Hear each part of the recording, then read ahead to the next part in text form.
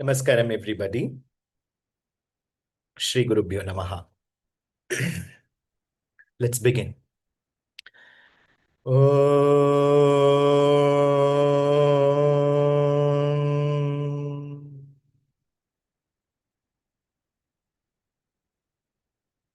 Shuklam Bharadaram Vishnum Shashivarnam Chaturbhujam Prasannavadhanam Dhyayet Sarvavighnopashantaye Saraswati Namastubhyam Varade Kamarupini Vidyarambam Karishyami Siddhir Bhavatu Me Sadha.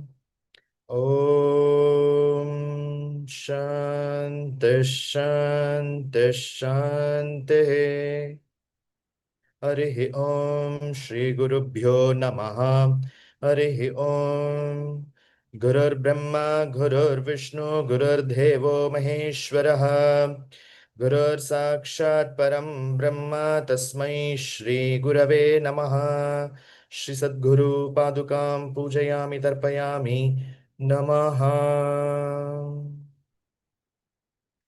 Welcome all of you for this very special lecture of our Mahavidyalaya. The classes on the theories of karma. So many of them were waiting for this class. That's what we were getting the feedback. And this is the foundations that I'm going to teach as far as the theories on karma from various perspectives, and also possibly uh, the solutions or a practical approach uh, towards cleansing our karmas, or how, if I cannot put it across, like how to be karmic free, but no, we cannot be technically karmic free, but how to channelize what is called as the theory of karma. And let's try to understand that to the best of our possible means by the blessings of Sri Guru and Sri Ambika. So let's go for the introduction.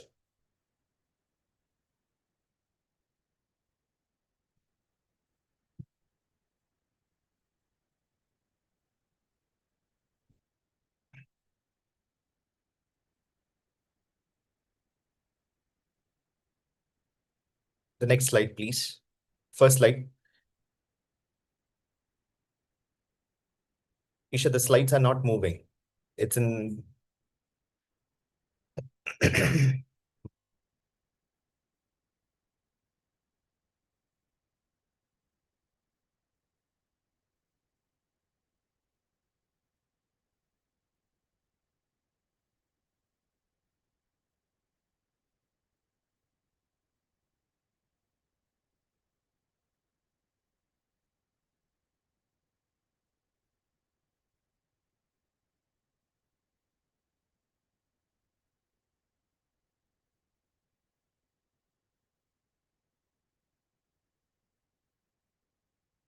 Sorry for the technical glitches. We're just working on it.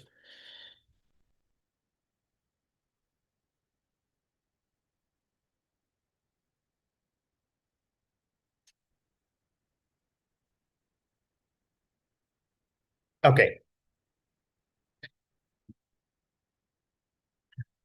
So let me begin with an introduction to understand the theories of karma from a broader framework. What is karma, if we connect with the cosmic consciousness, is nothing but a vision of reality that connects us with actions, intentions, rebirth, suffering, freedom, and liberation into a one continuous framework of law. If all these ideas of consciousness, action, intention, rebirth, and suffering, freedom, and including moksha, if we have to put it in one single framework, everything is connected to what we are as an individual. And that individuality here I'm describing as consciousness. The next slide.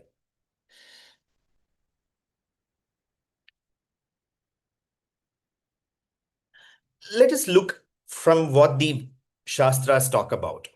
I'm quoting, there are various perspectives from the Shastras that talk about karma, but here I'm talking specifically from the Brihadaranyaka Upanishad, which very clearly says that what we are deep into or driving the desire, that desire is our will, And that will is our deed.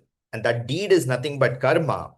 And that karma is nothing but our destiny.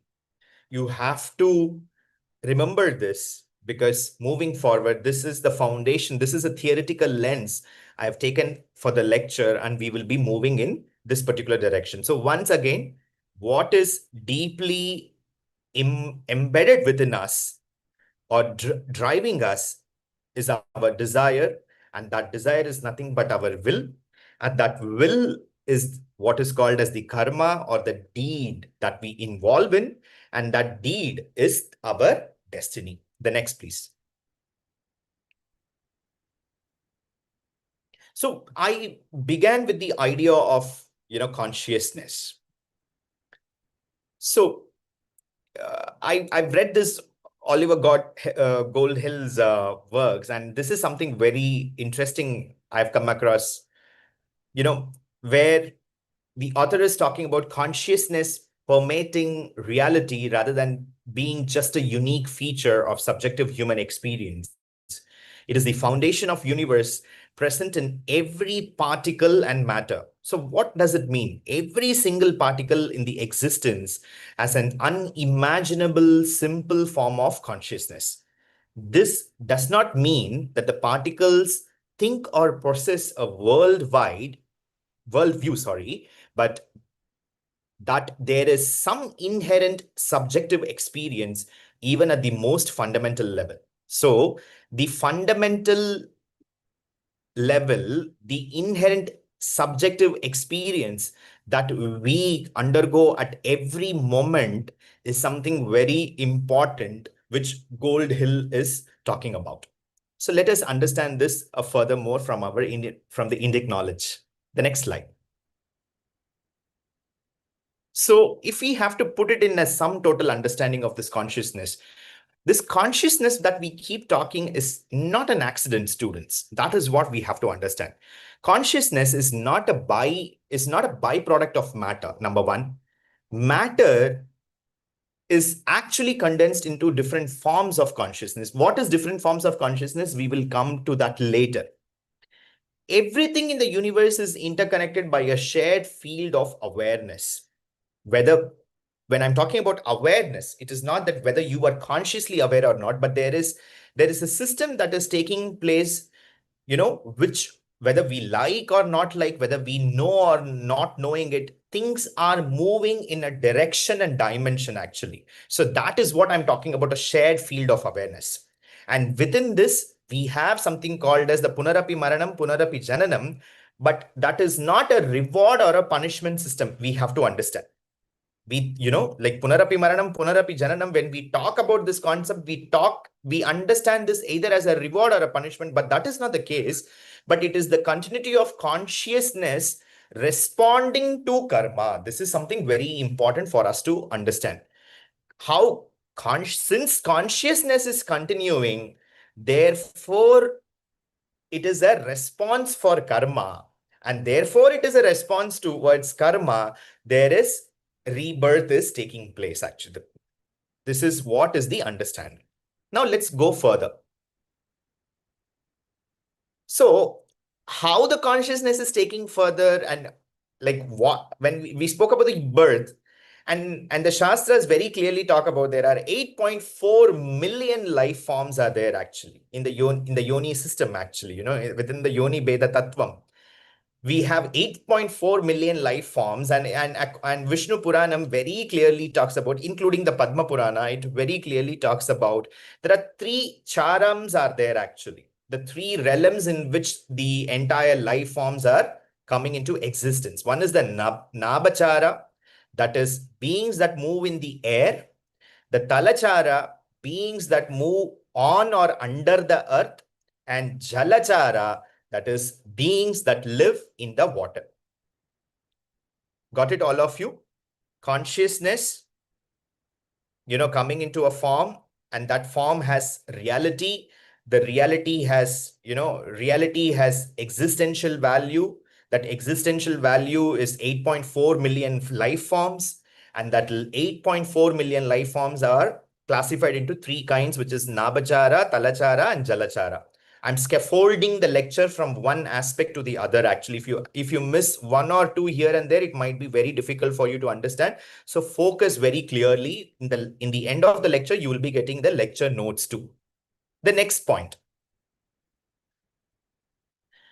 And these three classifications of charas, they are classified into four kinds of birth.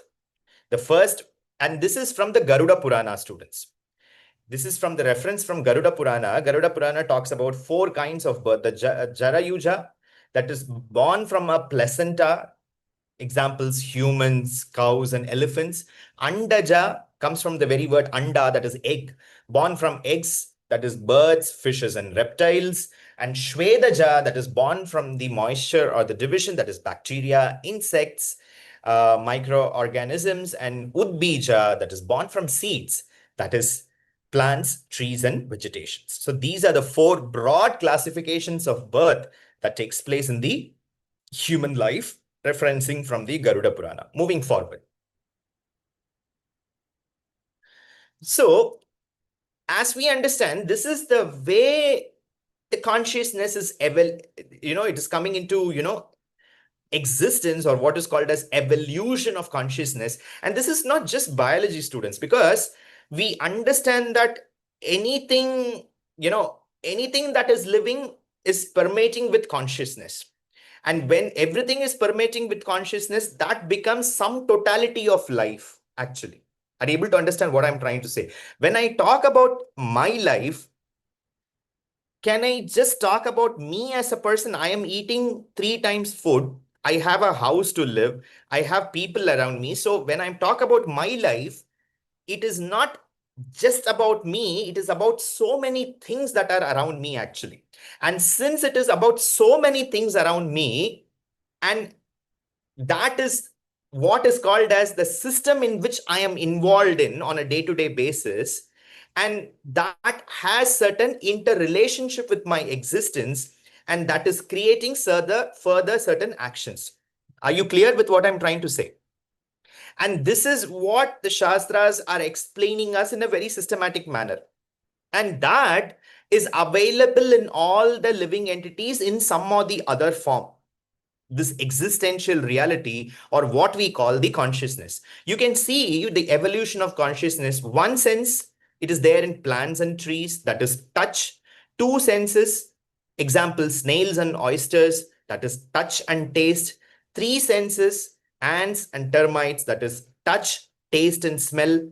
Four senses, with the touch, taste, and smell, it adds with the vision, that is crabs and dragonflies are examples here. And 5 senses, we have horses, elephants, and birds, adding to what? Touch, taste, smell, vision, and hearing. And this everything together, which is with what is called as the 6 senses, humans are the one which is the complete form of evolution. Do I make sense to all of you? Okay, got it. Let's go to the next slide to understand further. So therefore, why karma applies only to us? Because we are the fullest reality of our consciousness. You understand? Other living entities have one or the other aspects of the sensory experience of this world, actually. But we are the ones, we are completely experiencing this material world, or rather the enjoyers of the material world. Therefore, we are the enjoyers of the material world. We have what is called as actions and reactions produced by us, actually. And this is why the human birth is called Durlabham, because it is rare and precious, because of the reason our senses are working in the fullest of extents, all these senses, and those senses are working to the fullest of the extent for the reason that we are supposed to achieve liberation, rather than what we are actually trying to do in this material world. I hope you understand what I'm trying to say. So karma, according to the theoretical framework, what Shastras talk about, it only applies to human beings. This is the reason, because humans are the ones who are in the complete categorization of complete evolved consciousness with all the senses working to the fullest extent, or all the senses given as a gift to work. Because why? To realize their true potential of their inner self, that is to attain what is called as Sadgati. That is the reason they are given the complete sensibility, whereas the other life forms in the material world are being given one or the other aspects of the sense organs, and they don't have the complete self actually. Therefore, in the evolution process, if we have to reach the highest stage of what is called as moksha, it is only humans who are capable of getting there actually. Let's go to the next slide. But what is the understanding of karma which we have as far as the modern world is concerned? Like, karma will get you, no need for revenge. Karma will handle. This is not karma. This is emotional projection. Karma is not revenge. Karma is not punishment. Karma is not divine anger. So these are all, like, these are all the modern understanding that comes from the modern Western philosophy. But this is not technically what is karma, students. You have to understand. This might, one way we can say that this has some kind of identity or embodied understanding of what is karma, but our Shastras doesn't talk about what is karma in this perspective. The next slide. So what is karma actually? I am taking reference from Bhagavad Gita. They're like, karma is nothing but an elevating action. What is that elevating actions? Actions performed according to scriptural duties. That is swadharma. What is the swadharma? What is my swadharma? What is my duty that we do, but with material desires or attachments, results leading to results or sense gratification is called as karma.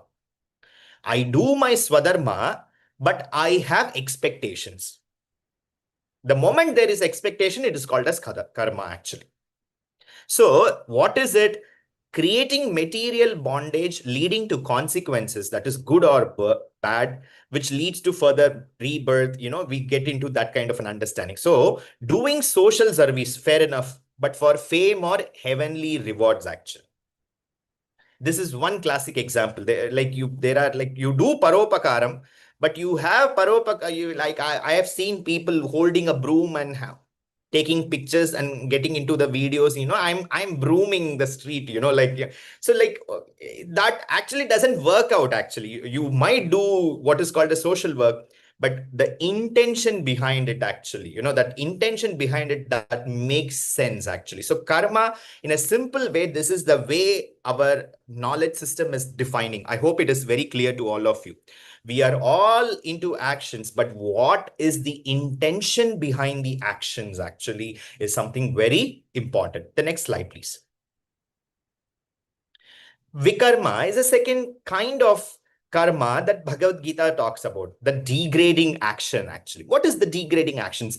Actions that go against the prescribed duties and the Vedic injunctions. Actually, Vedic here refers to the Shastric injunctions, which is nothing but sinful, prohibited, or motivated by deep dishonesty. So the difference between karma and vikarma is only one, students. In karma, what we are doing lawful actions. Lawful actions, but we have desire. But in vikarma, what is happening? We are doing unlawful actions actually. The results lead to what in vikarma? Leading to suffering, leading to having a very, very miserable life, both in this janma and in the upcoming janmas actually.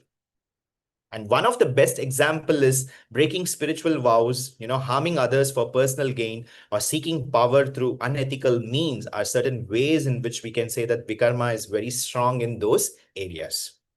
Clear to all of you? If you give me some emojis, those who are there, it will be easy for me to understand whether you are there in the lecture, listening, taking notes. Some of you very conveniently kept your videos off. Moving forward, those who are kept your videos off and all, if you intend to have mantra diksha, learn further and all, I might quote this, that you have kept your videos off. We are noting down everything. those who are attending seriously, those who are not attending, those who are doing their assignments, not doing assignments, simply doing time pass. Everything is very clearly noted, let me tell you. Now let's go to the third point actually. Akarma. Karma, vikarma, and akarma, the third classification. Non-binding action, that is, performing actions without ego or attachment to the results, actually. And this is what Krishna is talking about, this as a supreme state of pure knowledge, that is jnana in Bhagavad Gita. Therefore, what happens as a result? No material reaction, it frees one from the cycle of karma and leads to moksha. And the example I can give here is acting with detachment, serving the divine, or fulfilling duties as a sacrifice without claim on the outcome, as explained by Bhagavan as in the part of Karma Yoga. Clear to all of you? So these are the broad three classifications I'm giving of karma, because Bhagavad Gita is the most celebrated and the famous text of the Indic knowledge system. Therefore, I've taken Bhagavad Gita as the first reference, because I'm giving wide variety references from various aspects of the scriptures of theories of karma. So I've taken Bhagavad Gita's three primary theoretical point on karma. Now let's go further. So therefore, what karma is really, according to the knowledge system, according to our Shastras, karma is universal causal law, number one. There is no divine judge intervening. Number three, there is no external authority assigning for reward or punishment. This is one thing which we have to take it up in mind. When something happened, we say that Bhagavan is punishing me. Actually, no, Bhagavan is there to punish you and all. Let me tell you. And honestly, to tell you, no, Bhagavan is giving us rewards also. Rewards or punishments are based only on what we are doing. That is what is the understanding coming in. Within the idea of rewards and punishment, what we conveniently do, students, we infuse bhakti within that actually. Are you able to understand? Within the law of karma, we very conveniently we infuse bhakti. What is bhakti? Because I have an interrelationship with Bhagavan. I have established an interrelationship with Bhagavan. So what is happening? I am putting all the blames on Bhagavan or giving the rewards to Bhagavan actually. But Bhagavan has nothing to do with our actions and reactions actually. Are able to follow what I'm trying to say? Then what is the role of Bhagavan? This question will come. We will look into that later. And the last and the important point is karma is automatic like gravity. The moment we are involving in something, there's an action. The action has reactions and it keeps multiplying in different dimensions actually. So this is karma. So these are the four primary ways in which I can, put karma into what it actually means. Let's move further.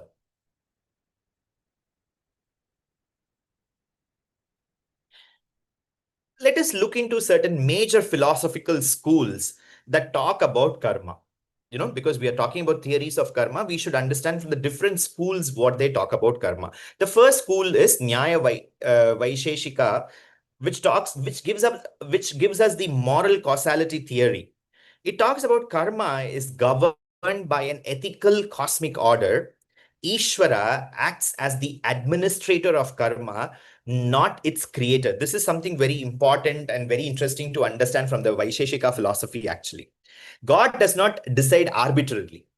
God, that is Ishvara, only ensures that karma bears the fruit, which means what? This avoids randomness, injustice, or the divine cruelty.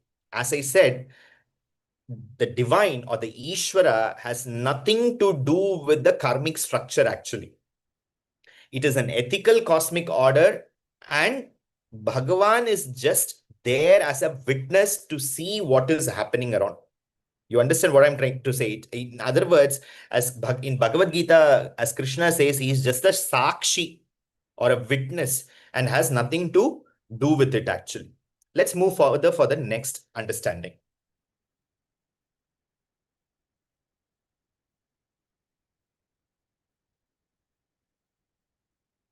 So the next one is Sankhya Yoga, the psychological karma theory, comes from the Sankhya Yoga. What Sankhya Yoga talks about, karma belongs to Prakriti and not Purusha, that is pure consciousness. When we talk about Prakriti, it is the nature, and nature, because we are involving with nature and we are bound by actions through the concept of Prakriti. So therefore, what happens?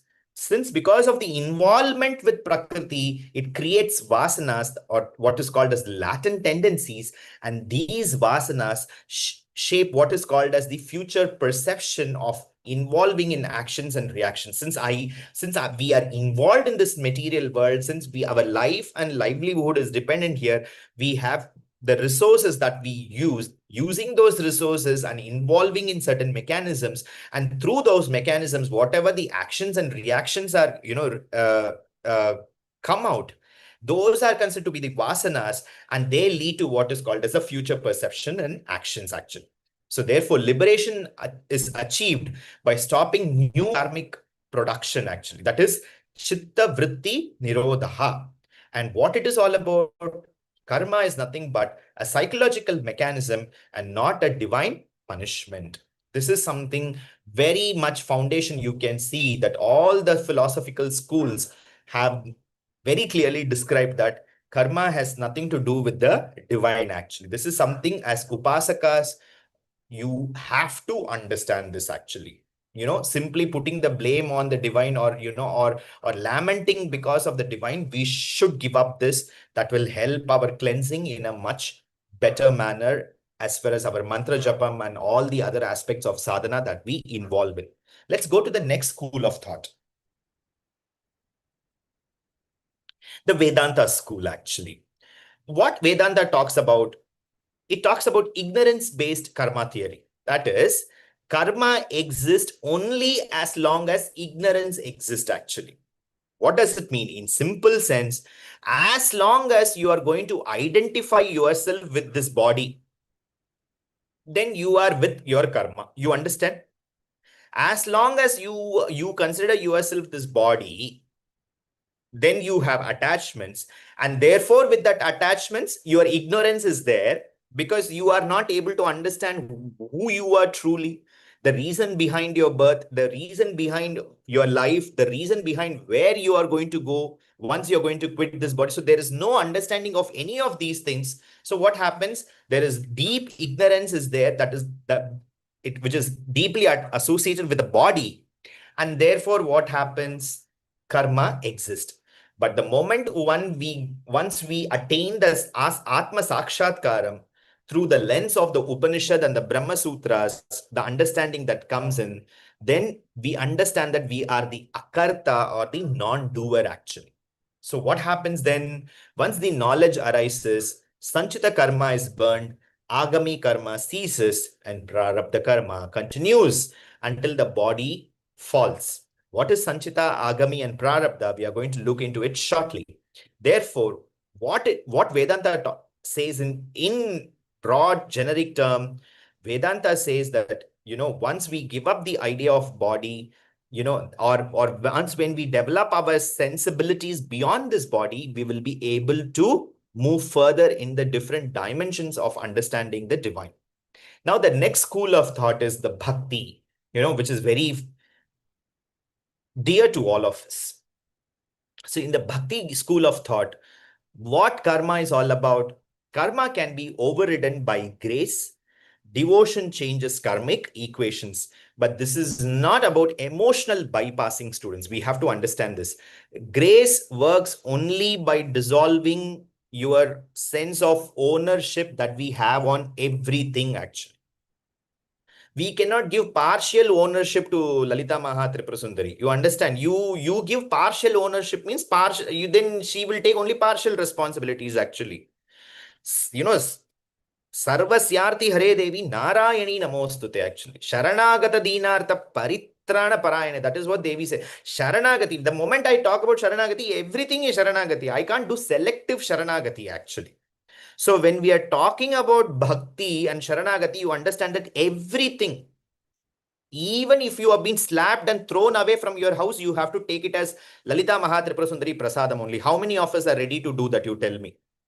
Even if you have been, even if you're thrown for dire consequences, it is Devi's prasadam only. Bhagavat prasadam, Bhagavat kripa, Bhagavat anugraham actually. This is what the Shastras, we are not ready for that actually, but we are ready to put the blame game actually. Very simply, we put, what, I don't know why she is doing like this. She is really there or she is just a stone. We say all these kinds of dialogues actually. Upasakas have to understand the theoretical framework very clearly. Unless and until we don't have the theoretical framework, there is no point in doing mantra japam or doing anything that is, that is leading to, the theatrics that we involve in terms of puja, homas, rituals, and other things is simply a drama. Unless and until we have not realized the values of what the Shastras are talking about. So, foundation is bhakti means if really we are a bhakta, the foremost aspect of bhakti is Sharanagati. And that Sharanagati is what will change the entire karmic equations. That is, devotion will change the karmic equation. Where what happens? That Sharanagati leads to what is called as dissolving our agency. That I am nothing. It's everything is she. No matter whatever happens, I'm ready to face it actually. So therefore, surrendering that is not my will, but is thy will. That is Parashakti's will actually. This understanding is very important if we have to cleanse our karma from the bhakti perspective actually, from the school of bhakti. Let's move forward. The next slide. Now, the Tantra perspective. Finally, our school of thought is coming in here actually. What karma is all about? Karma is nothing but an energy pattern. That is what we understand. Karma is nothing but, there are different energies that are surrounding us. And, there is no moral accounting that is given. When I'm talking about there is no moral accounting because we primarily understand that, there is no moral accounting because we don't have the sense of bodily understanding of what we are. We understand that we are divine beings and we are being infused with a mantra shakti, the mantra shakti, and that mantra shakti is making us to realize further potentials of our divine. Therefore, there is no moral accounting for the what is the perspective of karma. So therefore, what is happening through mantras, through rituals, through initiations, through all the process that we are involving in is nothing but it is to transform the karma. It is the karma is transformed rather than it is merely exhausted actually. Rather than it is not exhausting, but it is transformed to different realms and dimensions, and it is actually dissolved in different patterns. This particular aspect of understanding karma from a tantric perspective, a very detailed lecture will be happening soon. Moving forward.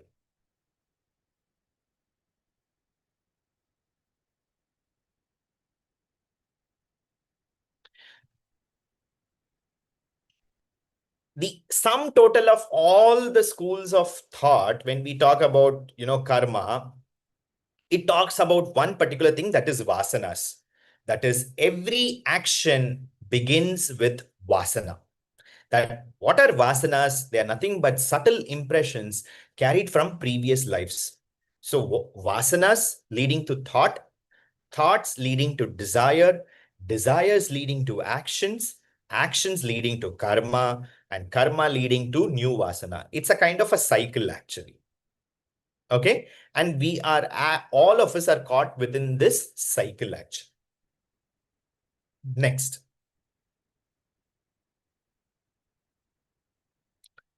Now let's get into the central theoretical understanding from our Shastras about the three. It's not four different kinds. It's actually, sometimes it is called as the four different times. Sometimes majority it is called as the three different kinds of karma. The first one is the Sanchita karma.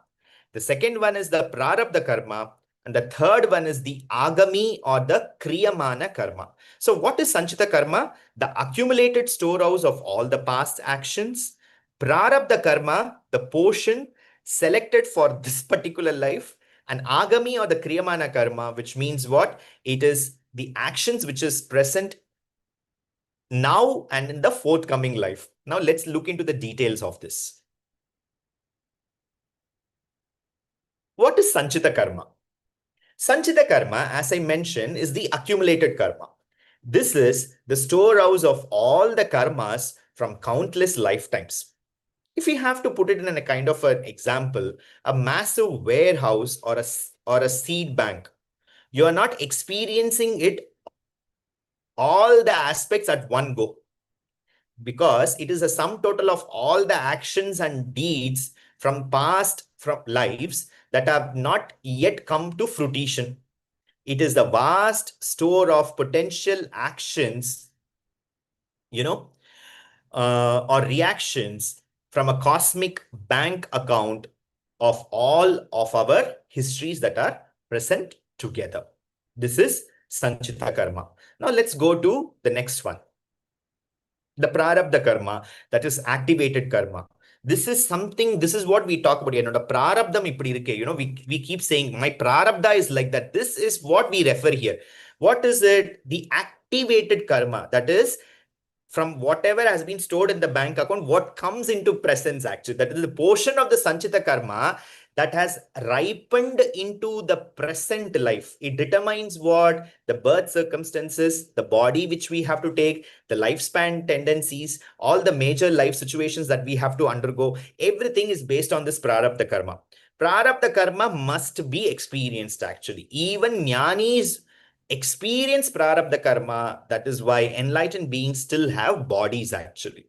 Once when we are in the bodies, then we have to undergo the prarabdha karma. This is the second one. Now let's go to the next one actually.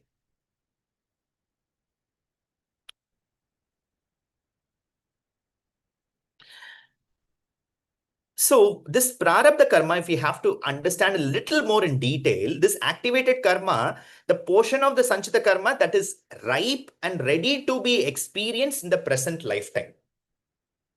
That is, it determines an individual's basic destiny, such as their family, lifespan, body, or general other circumstances, which are considered to be unchangeable. It must be experienced actually.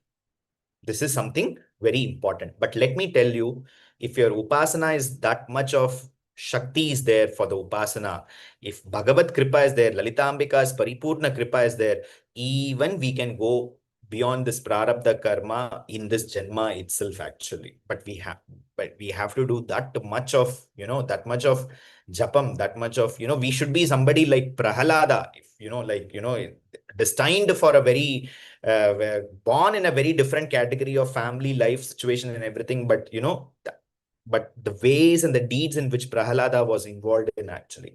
So you might say it's for Prahalada, who is it really possible for me? It is possible for us also.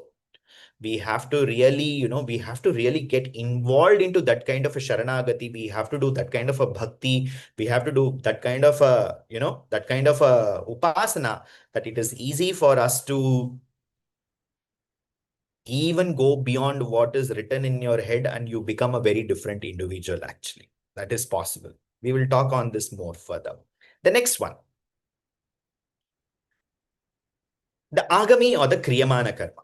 That is the ongoing karma. What it is all about, this is the karma that is being created now through our current actions, intentions, and responses. This is where free will operates. And if we work on our free will, we are saved here, students. This is what is the key you have to understand actually. And why we are doing all these kind of punyam, people want to do punyam, people want to do good deeds, we want to do mantra japam, anything for that fact, because we want to govern this part actually. We want to curb our free will because we know that our free will can lead to our own destruction actually. Therefore, we are all trying to work on different dimensions, either on karma yoga, or bhakti yoga, jnana yoga, or any of the aspects. We wanted to work upon ourselves actually. That is the intelligence. And this is where free will operates. That is, the karma theory never denies free will. It explains where it will operate. You enjoy your free will, but remember, you have to face the consequences. That is the only thing. Clear to all of you? The three kinds of karma? Yes, let's move forward. A little bit explanation, let me give you further. You can read it for yourself actually. What is the kriyamana or the agami karma?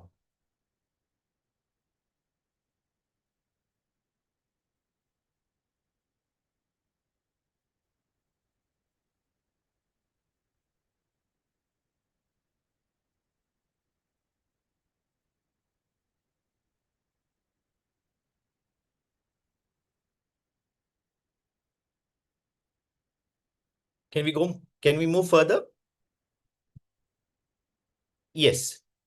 Is karma fatalistic? I mean, you know, is the human birth is the reason for all our aspects of what is happening around, which is very true because it is because of this human birth we are able to experience the karmic patterns in different dimensions and different directions, but we can also reduce the karmic intensity, we can neutralize its effects, and we can also transcend the bondage. How? Through the right action, right intention, meditation, bhakti, and knowledge actually. And that's the way we are able to bring into certain elements into control. Let us understand this further. So this is the mantra. Intention matters more than the outcome actually. Unintentional harm versus intentional harm. One example. Okay. The example, poison harms whether known or unknown. But the morality of it differs actually. Knowingly doing something and unknowingly doing something, but done. But the intention, the reason, everything weighs in a very different ways actually. Are you able to follow what I'm trying to say? Let's look into it further. Therefore, karma cannot be cancelled, quote unquote. Okay, it is not a delete button where we can just simply delete it actually. Good deeds do not erase bad deeds. Number one, very clearly, let me tell you. That is what Shastras are giving us to understand. Each action bears fruits independently. That is also a point. Therefore, there's a choice versus compulsion. What it is, action by choice, which creates new karma, and action by compulsion, which means exhaust the old karma. Therefore, what is our responsibility? Karma begins when we stop blaming. Karma begins when we stop blaming. This is your mantra, students. When we are talking about blaming, it's not just about blaming others, it is also blaming yourself. Why am I like this? Why I don't have this? Why I don't have this? Why this? Why that? The moment we are going to stop that, the karmic rewiring will take place actually, or the karmic structures will change into a very different dimension. How? Let me explain further.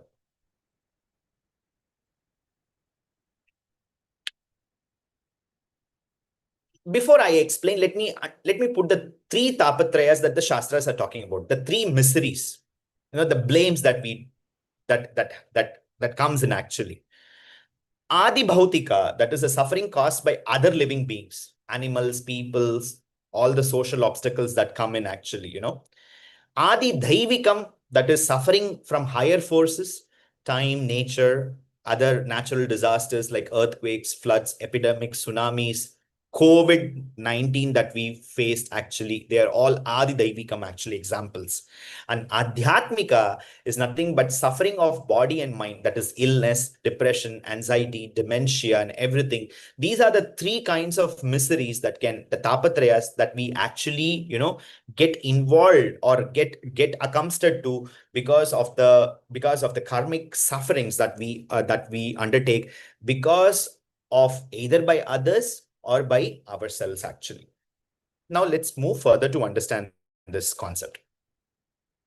So how to actually protect us? This is something which I am supposed to explain to you as teacher actually, because if you look into, if you have to read about karma, the entire internet has information actually.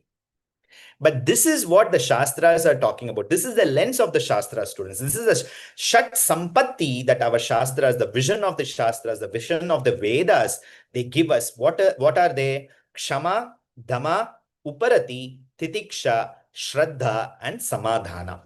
If we follow these 6 aspects, that is, they are called as Sampatti. Why they are called as Sampatti? Because they are treasures, because they can actually bring what is called as nullifying our karma, rewiring this karma, or bringing us the new avenues, irrespective of We being within a structure, it brings up opening for us from that particular structure we are involved in and move us further from the different dimension.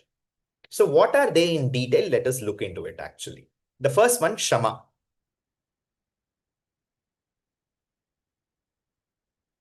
So what is Shama? Inner tranquility or forbearance. So Shama is translated as forgiveness, but that is incomplete because Shama means the capacity of the mind to remain undisturbed, even provoked actually. So therefore, if there is an insult, loss, delay, injustice, disappointment, it is the emotional non-reactivity born of understanding, not of weakness. You understand? This is something very important for us to understand, the quality of Shama to develop. Moving forward. So how does it happen? I'm still continuing with Shama. When something painful happens, the mind immediately wants us to resist, retaliate, rehearse. Okay. Each of these reactions create fresh karma. So therefore, Kshama interrupts this chain. This experiences arisen from causes I may not fully see. I will respond consciously, not reactively. This is something very important. As a teacher, I'm letting you all know the practices which our teachers have performed. I am also trying to perform in a very humble manner as much as possible. I'm teaching you the same aspects. Moving forward, the next slide. Relation to karma. Without Kshama, that is, when past karma triggers anger, anger creates new karma, the cycle lightens, students. So therefore, with Kshama, what happens? Past karma exhausts itself. So new karmic seed is planted. So no new karmic seed is planted. Therefore, Kshama is not a passive acceptance. It is karmic intelligence. The next one. You read the example for yourself.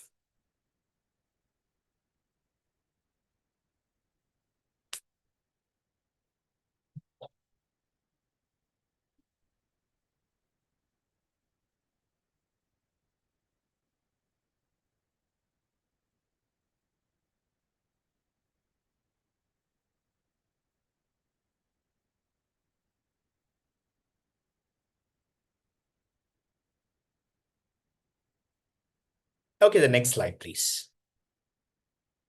Let's understand what is Dhamma, the regulation of the senses and the mind. Dhamma is not suppression. Dhamma means I choose when, how, and where my senses engage. Without Dhamma, the senses drag the mind outwardly endlessly. So let us understand Dhamma a little more further.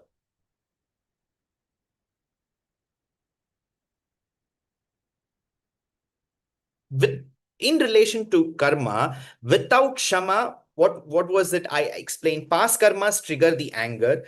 Anger creates new karma and the cycle tightens. But with Shama, past karma exhausts itself, new karmic seed is implanted. So Shama is not passive. No, this is, uh, I think it's a wrong slide.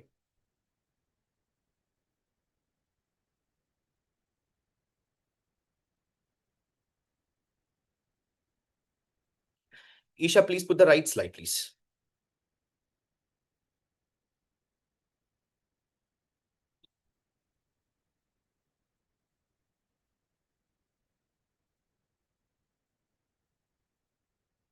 Okay.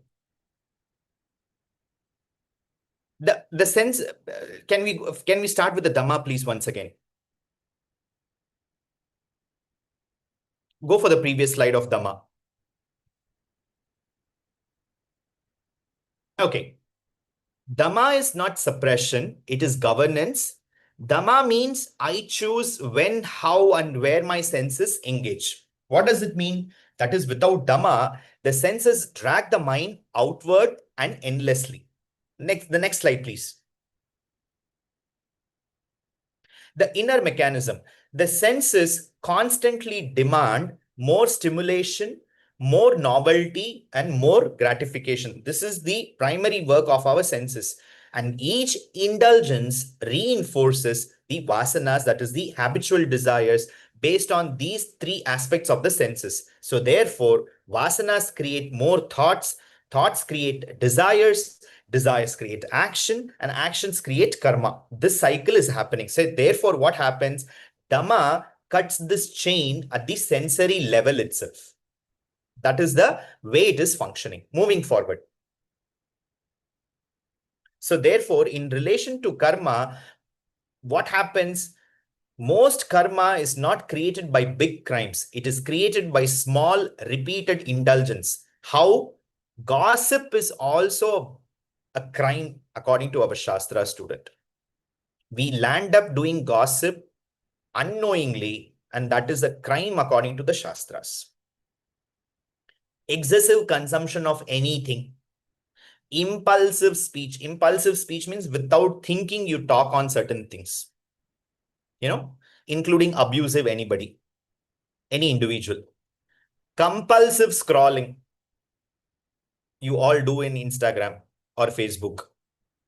Uncontrolled desires, actually. Uncontrolled desires. Therefore, Dhamma reduces karmic production by slowing the impulse, that is the response loop. This is the intelligence behind Dhamma. Moving forward. So therefore, the example is seeing food when not hungry. So no Dhamma, which means what? Eat, dullness, guilt, habit reinforced. Dhamma means what? Dhamma, pause, choice, and freedom. So therefore, in the Sri Chakra sadhana, if I have to put it across in a simple sense, Dhamma is essential because mantra cannot settle in an undisciplined sensory field, actually. Got it, all of you? Let's move further. Uparati, withdrawal from unnecessary engagement. Uparati is one of the most misunderstood qualities, students. What does it mean? It does not mean renunciation of duties. It means dropping what is not essential to your dharma and sadhana.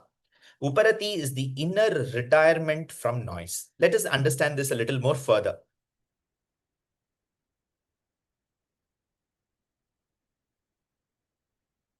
So in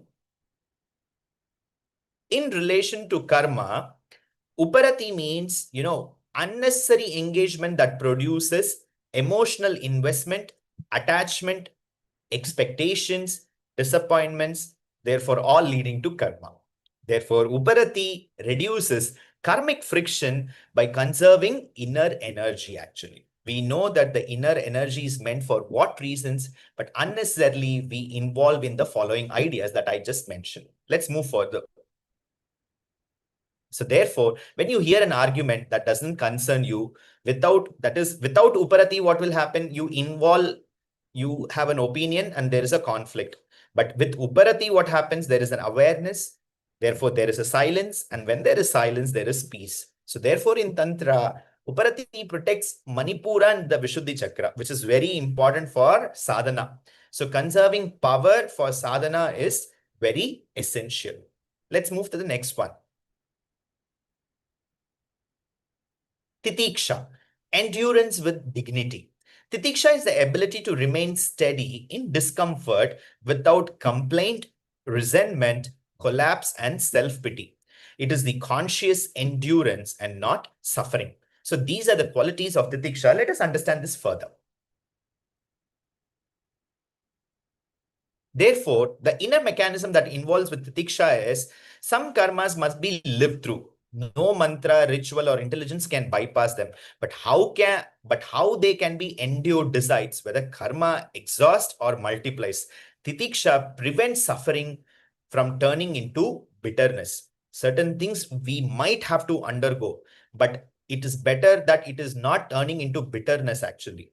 I know that there are a few people, just because of the reason they are suffering, they keep throwing that suffering on everybody and anybody. They want to create sympathy. They want to gain attention. They want to gain a space for themselves. But that is not the way it is going to work out, actually. The real titiksha is that suffering is there.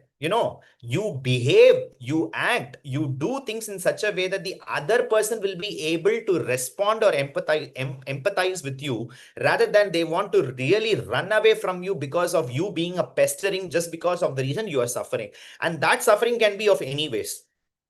Are able to follow what I'm trying to say? So titiksha prevents suffering from turning into bitterness. This is something very important for us to understand. Let's move further. So therefore, in relation to karma, what is happening? Pain plus resistance, prolonged suffering, but pain plus awareness gives karmic resolution. Therefore, titiksha allows prarabdha karma to finish and without producing agami karma further. Clear to all of you? Let's move further. The next quality. Oh, example is there. Okay. So the example is illness. I've taken the illness as an example. So without titiksha, what is there? Anger, despair, and blame is there. With titiksha, what it is? Patience, discipline, and inner growth. So therefore, in Sri Vidya or the Sri Chakra sadhana or in the Tantra Shastras broadly, titiksha is vital during intense inner shifts, emotional purification, and life upheavals triggered by sadhana. Let's go further. Shraddha, that is intelligent trust. Shraddha is not blind belief. Shraddha means trust born of reflection, experience, and alignment. It is the trust in which Shastra, Guru, Devi, and the one self actually. These are the ways in which we have to build or develop our Shraddha. Moving further. So what is the inner mechanism that is involved in doubts fragments our energy, total cynicism drains our will, blind belief creates rigidity, but Shraddha creates inner coherence actually. Let's look into this further. In relationship to karma, what is Shraddha? When Shraddha is absent, fear dominates, desperate actions occur, rash karma is created. But with Shraddha and the karmic presence, what happens? Actions become calm, responses become measured, and karmic load lightens. Let us look this into an example. During uncertainty, when there is no Shraddha, what happens? Panic, therefore wrong decisions. But during uncertainty, you have Shraddha. What will happen? You have patience and the right timing actually. So therefore, in Devi Upasana, Shraddha opens Anahata and Agnya, allowing grace to operate. Let's look into the last but not the least, the Sampatti, Samadhana. That is inner contentment and integration. Samadhana means a settled mind, not excitement, not thrilled, but deep inner satisfaction regardless of the circumstances actually. What is it all about? Let's look into it into the detail. The inner mechanism that is involved with Samadhana is it, that a mind that never has, that it chases endlessly for things or ideas or thoughts. It compares constantly. It suffers perpetually, therefore. So therefore, Samadhana stops the endless outward push, actually. Let us understand this in relationship with karma. So discontentment is one of the largest generators of karma, students. So Samadhana dissolves the compulsion to prove, possess, outperform, and dominate. Clear? Let's look this into an example. So two people with the same life conditions, one restless and unhappy, one calm and fulfilled. The difference is not fate, it is samadhana. In Tantra, samadhana stabilizes the awareness of our dhyana and japa that we do, that is at the bindu, the inner sense of fullness that we achieve.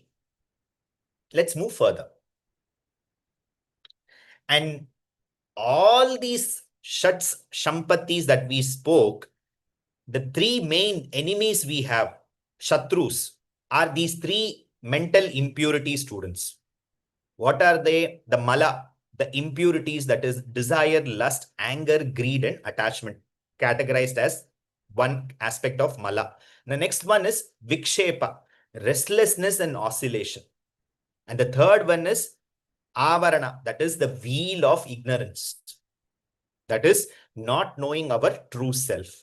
So these are the three mental impurities we have to cleanse through the sampattis. Actually, by practically implementing the shat sampattis, we should be able to clean these three mental impurities. Let's move further. So therefore, if I have to sum total up our understanding of karma, every action produces a phalam, that is an immediate result, and a samskaram, that is a latent imprint. Karma is not psychology, it is not superstition. No thought is wasted, no action is ignored, but only conscious living leads to moksha. Therefore, we as individuals, what we are trying to do, we are in particularly focusing on sadhana, for living the Tantra Shastras. We need both, what is called as the phala and the samskaras, but both the phala and samskaras are ultimately offered as the Sharanagati to Mahatripura Sundari herself, actually. So that all these malas are getting constantly cleansed.